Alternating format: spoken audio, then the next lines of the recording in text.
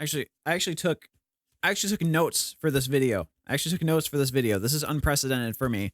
Unbelievable. I mean, it's not like there's not really it's there's like nothing here. So guys, welcome to another video. My name is Bobby. I'm an artist. I'm a character designer, illustrator. I make emotes on Twitch, and I'm also a Twitch streamer. Thank you so much for watching this video, and let's get into it. So we have 5 more tips for Artstudio Pro users. To anybody who's new to the program or people who have been using it for a long time, Artstudio can be a little hard to navigate, especially since recently they had a major UI change that has improved things drastically. But, you know, if you got used to Artstudio before, maybe you're not so used to how it is now, or if you're a new user or a classic user, whatever. Like I said, let's get into it. By the way, if something is missing from this list that you think could be covered in another video, please let me know down below in the comments, and also check out my other Artstudio tips video because that may be there for you. So the first thing that we're actually going to be covering is actually a twofer. This is actually number 1 and 2 on our list: making guides and deleting guides. Both of these things were actually really frustrating for me to figure out how they actually work and how you get guides to work and where they go, what they do, and once you get them, oh my God, how do you get rid of them? I had such a hard time deleting guides. It was actually way harder to delete the guides than it was to get the guides there. But I was like making a bunch of guides, getting them all over the place, and they were just super frustrating. And now it's super easy to get rid of them. So I'll show you how to do that. But first, let's show you how to make the guides. So the first thing you need to do when activating your guides is you need to go up to View in your menu bar, click on Show Rulers. Okay, and click View again, and click Show Helpers. Show Helpers. You need that. If you don't click Show Helpers, everything will be grayed out. If you don't click on Show Helpers, all of your guides will be grayed out. You won't be able to see them. I mean, you're literally taking away the view of showing the helpers. So I guess that makes sense. Then go back into View one more time. Now underneath Show Helpers, there's this Show button, and click on Show Guides. If that's not activated, make sure that's the check mark is activated next to Show Guides. Okay. And now all you have to do is no matter what tool you're on, just click and hold in the top part of your rulers, like actually on the rulers, and just drag. And you'll see these colored guides come down. You'll have a bunch of them. You can do as many as you want, from the left and the right, you know, vertically and horizontally. You can have as many guides as you want. You could literally, I don't think there's a limit to these. You could just fill them as much as you want. Fill them as much as you want. But now, all these guides are here. All these guides are here, right? So number 1 was super easy. That was tip number 1, by the way. That was tip number 1, by the way. Number 2 is getting rid of those guides. And I know you're thinking to yourself, Bobby, you probably just drag those guides off, right? Well, no, you can't. You're going to end up marking all over your artwork or whatever you're working on because you're in your brush tool. You're in your brush tool, and the brush tool does what the brush tool does. And this was something that was super frustrating to me. I was like, how do I get rid of the guides? Super frustrating, right? It's actually way simpler than I thought, and it makes you feel like, oh yeah, that makes total sense now. You see up on the top section here, this little plus looking icon with the up and down arrows. If it's not in here, click the 3 dots. It should be in there. The up and down icon with the arrows, the move tool, okay? Click on your move tool. And once you click on the move tool, you have full control of your guides. So literally all you have to do, once you touch your guide with the move tool, your guides move. Your guides move. So that means you can adjust your guides and you can delete your guides this way. And you're wondering, how do I delete the guides? It's once again super easy. Click on that guide, drag it up to the ruler back where you found it, and they go home. They go home. They go back to where they came from. The guides go back into the ruler, and you can zoom out. You can see the guides are gone. They're not just floating above the canvas. They're completely gone. Same thing for the horizontal ones or the vertical ones. Same thing. You want to get rid of your guides, all you have to do is take your move tool and drag it back home, back to where the rulers are on the side. And that is how you make guides and delete guides. Let's go to number 3. So number 3 on our list is how to make shapes in Artstudio, because there's no dedicated shape tool, at least one that you can see.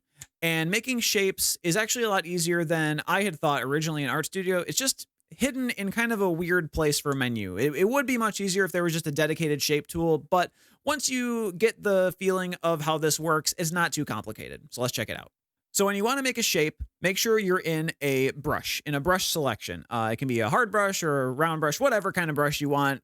Just remember that when you're in this brush, the shape that you're going to make is going to reflect the texture of that particular brush. Okay, so I'm just using a hard round brush right now just to get the example across.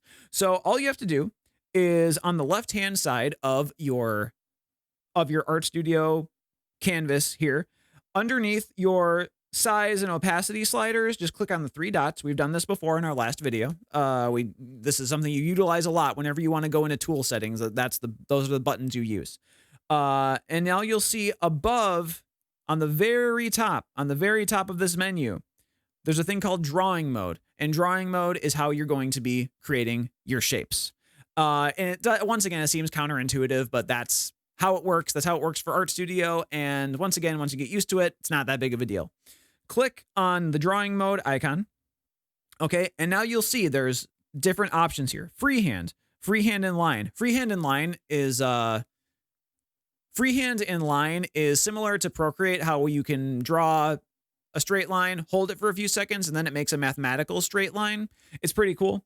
The line tool, the regular line tool, you can just make straight lines and your brush won't do anything else. Rectangle, ellipse, and polygon. And so you have those 3 options for different shapes. And let's just, for example here, let's click on rectangle, right? Rectangle. Now, when I can't draw with my brush now. I can't draw with my brush now. If I try to, I just get these random squares because your freehand options are taken away completely. It's just made for squares. So if you want to make like a rectangle, you can just drag the square in any direction you want, and it stretches it and squashes it to your heart's content. And now you're probably wondering, Bobby, how do I make a mathematically perfect square though? And that's super easy as well. When you're dragging your square, just hold your other finger on the canvas. And as you can see, the square stays mathematically perfect. And this works the same for the ellipses and the polygons as well. And just for a bonus, let's open up our freehand and line drawing mode. This is kind of like a step 3.5 or something. Freehand and line. Now, this is a really, really cool one. If you've worked with Procreate before, it really, really is beneficial, and it can save you a lot of time instead of switching back menu items and all that stuff. So if you want to make a straight line all the time, but your hand is really shaky or something like that, no worries. All you have to do is activate the freehand and line section. All you have to do is activate the freehand and line section of your menu. Go back, start drawing like you normally would. You can make squiggly lines, whatever. But the second you want to make a straight line, all you have to do is make a line however squiggly you want, hold it, and now you have this option where it shows a highlighted straight line that drags along with your pencil. And once again, like the square, how it made a perfect square when you held it with another finger, all you have to do is touch your other finger to the canvas, and it makes the line perfectly straight. And it locks in, it looks like about 15-degree increments or something like that, maybe 25. I'm not sure. But yeah, it locks in increments that are mathematically perfect. So you can go up to 90 degrees, 180, and then let go, and you have a perfect line. So that is step 3.5. And now let's move on to number 4. So step number 4 is our perspective tool. And earlier in this video, when we talked about the grids, the perspective tool is actually very, very similar in how you activate it, and getting rid of it is actually way easier. So let's show you. Let's go back into our view menu on the right, on the top right, the view menu. Okay. All you have to do now is go down to the show menu, show, and show perspective grid.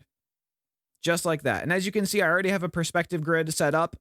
No big deal. But once you do that, you can see this grid perfectly. And my lines aren't snapping to the grid yet, but I can show you how to do that. Okay. All you have to do is open up your view menu once again. Okay. Go down underneath show helpers, show. There is a button that says snap to. Click on that. And make sure that snap to guidelines and all these are snapped. I leave them all on. I leave them all on. Then go to the snap button. And now that the snap button has been activated, it'll go to your grid. All of your lines will match up with your perspective grid and everything will be fantastic. Now, if you want to adjust your grid, that's super easy as well. All you have to do is click on the view button once again. A lot of things happen in the view button. A lot of things happen in the view button.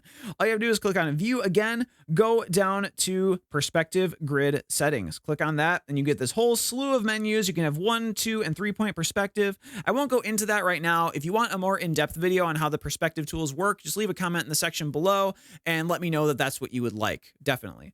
But you have all these grid options and they're really, really nice. They're very user-friendly. And when you have the snap enabled, it is almost flawless. I can't really think of a problem with it at all. I've used it for pieces so far, like this one right here, and it's absolutely perfect. Absolutely perfect. So let's move on to step number 5. All right.